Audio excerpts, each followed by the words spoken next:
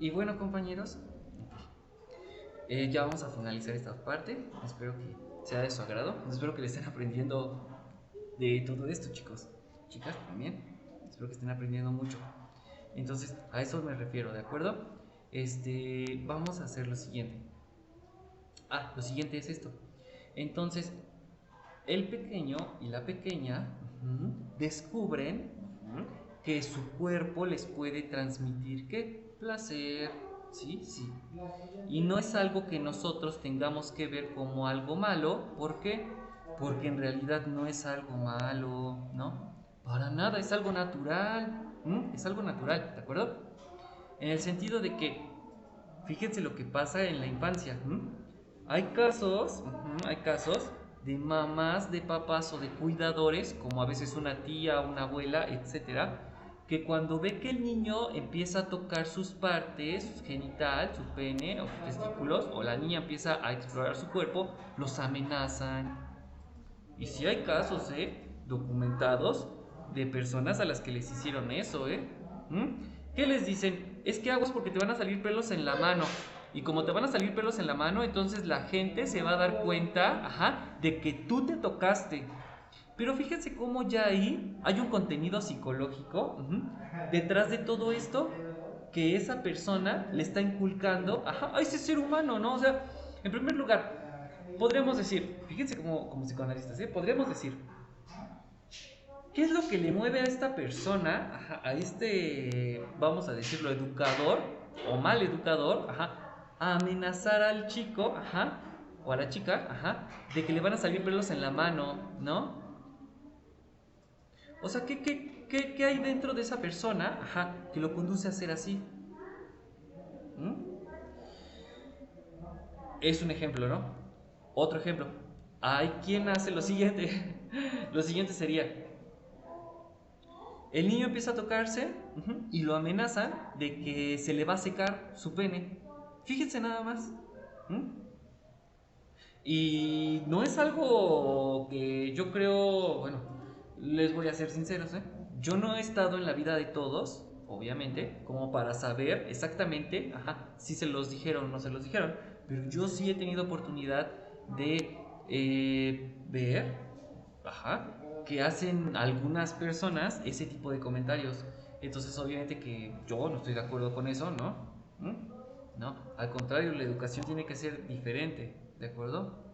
La educación tiene que ser diferente en el sentido de que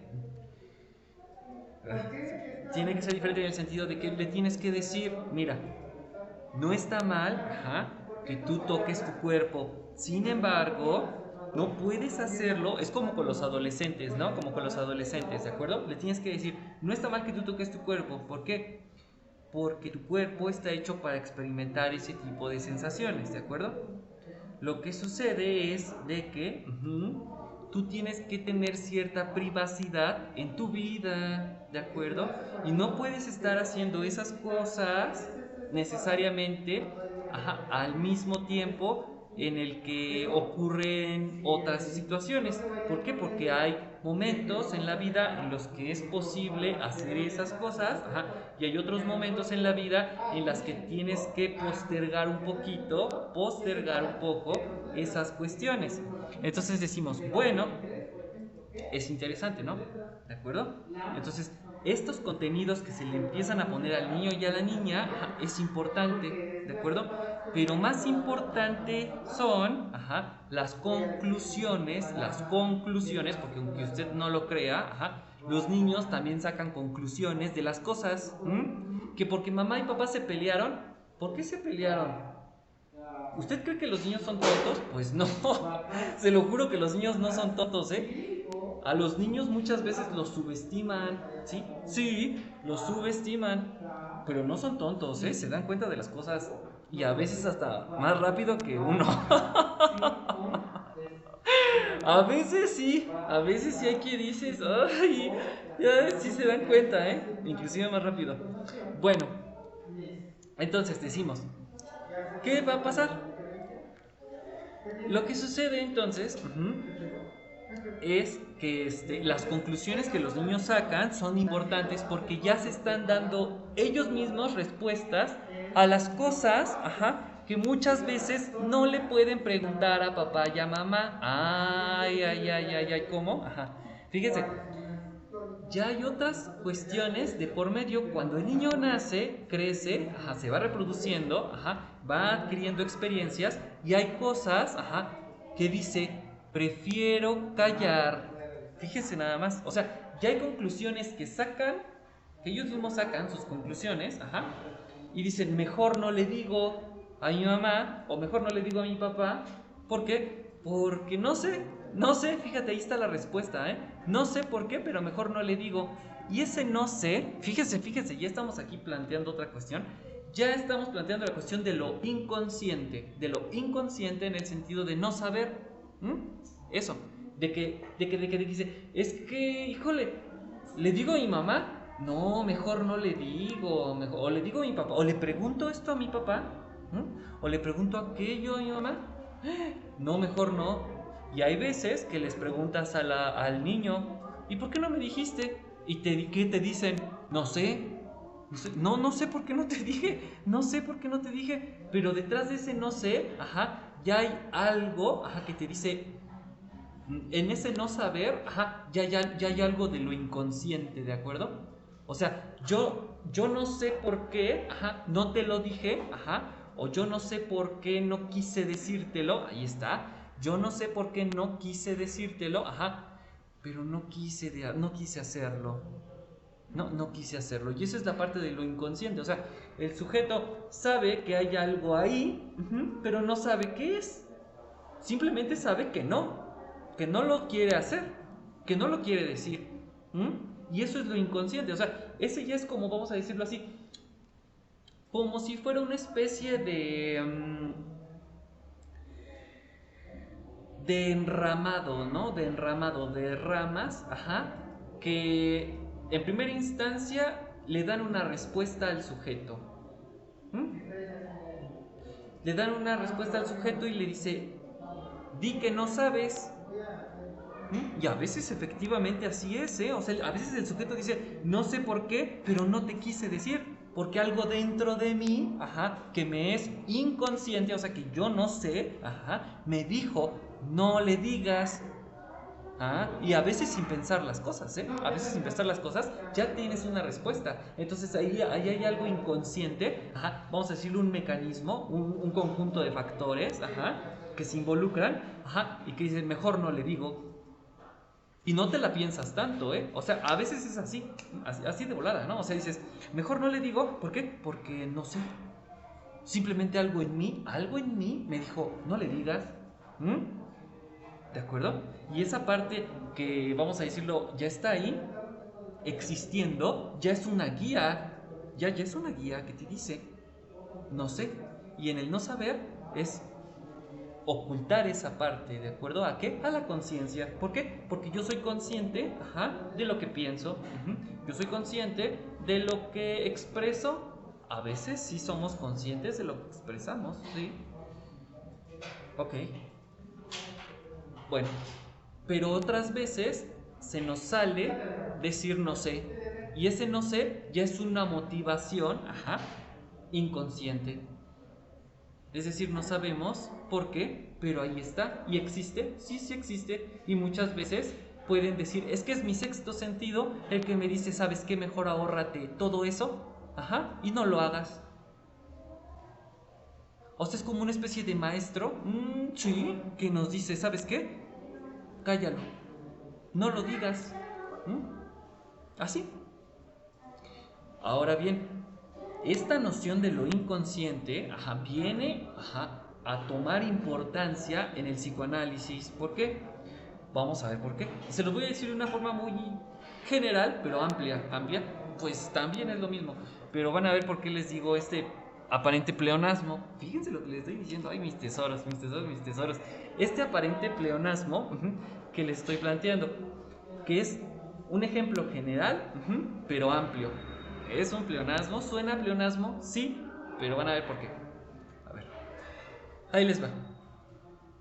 Sucede que dentro del psiquismo humano, o sea, dentro de lo psicológico, existen y lo voy a plantear así para que se entienda, tres instancias, y vamos a decir que una es dinámica, o que son más bien dinámicas. Permítanme. Entonces, a lo que me refiero es lo siguiente. Existe entonces la parte consciente del ser humano, es decir, la parte que nos queda clara, ¿no? La parte más clara que nos queda, la parte más concisa y clara y lógica que tenemos. Es decir, me es claro, que no sé, que esto es un cubrebocas, que esto es una gorra, que esto es la ceja, que estos son orejas, que estos son manos, que estos son dedos, que son uñas, que es piel, que todo lo que hay a mi alrededor tiene un nombre, ¿de acuerdo? Que todo lo que hay a mi alrededor, ya tiene nombre, entonces eso nos da pauta, para decir que eso es consciente. Yo soy consciente entonces de estas cosas, que hay a mi alrededor, ok. Pero hay otra parte, que ya después no es tan evidente, ¿de acuerdo? O sea, hay una parte más adentro del ser humano, que no nos es tan fácil ver, ¿de acuerdo? No nos es tan fácil ver. Y lo digo así, porque no necesariamente la vemos, sino que la reconocemos. O sea, ¿cómo? Fíjate. Hay una parte entonces, dentro del ser humano, que no podemos ver literalmente hablando, sino que tenemos entonces que conocer, ¿de acuerdo? Hay una parte entonces de nosotros que conocemos, y hay otras partes que hay más al fondo, que habitan en nosotros, ¿de acuerdo? Y que no necesariamente somos tan conscientes de esas partes que habitan en nosotros y que son parte de ti. O sea, son parte de nosotros, ¿de acuerdo? De acuerdo. Entonces vamos a poner un ejemplo. Ahorita usted, tú, ustedes pueden estarme viendo y son conscientes de lo que yo les estoy diciendo, ¿de acuerdo? Pero detrás de ustedes, hay un conjunto de experiencias, que los hacen ser, y que sin necesidad de que ustedes conozcan todo el tiempo, esas experiencias no desaparecen. ¿Por qué? Porque lo que tú eres, ya está, vamos a decirlo, integrado contigo. O sea, también el significado que tienes de las cosas que te sucedieron, le van a dar también pauta, a tu ser, de ser. O sea, tu ser de existir, está, vamos a decirlo, elaborado, por un conjunto, de experiencias, de conclusiones que tú has sacado, ¿de acuerdo? Y que sin necesidad de tener que recurrir a consultar cada una de esas partes, ya te conforman, ¿de acuerdo? Entonces, esta parte que queda detrás de nosotros, vamos a decirlo que es como una especie de identidad propia que tenemos, ¿de acuerdo? Y esta cuestión de lo inconsciente es precisamente de que estas cuestiones, no permanecen necesariamente en la conciencia, sino que quedan, como detrás, ¿de acuerdo? Del escenario. Y entonces vamos a decirlo que el personaje, que sería el ser humano o la persona, empieza a moverse, a partir, de los elementos, que lo componen. Y esos elementos que lo componen son psicológicamente contenidos. O sea, son contenidos psicológicos, ¿de acuerdo? Existen esos contenidos psicológicos, que componen al ser humano. Por ejemplo, una persona puede decir, ¿qué es la honestidad? Otra persona puede darte una definición de honestidad, pero puede ser, que las experiencias que ellos tienen a partir del significado de la palabra honestidad, pues son experiencias diferentes, que vienen entonces ¿a qué? A conformar a esa persona, ¿de acuerdo? Y entonces esas experiencias, a partir de esos puntos, es que empieza a vivir, a ser humano, a ser sí mismo, ¿de acuerdo? Permítanme.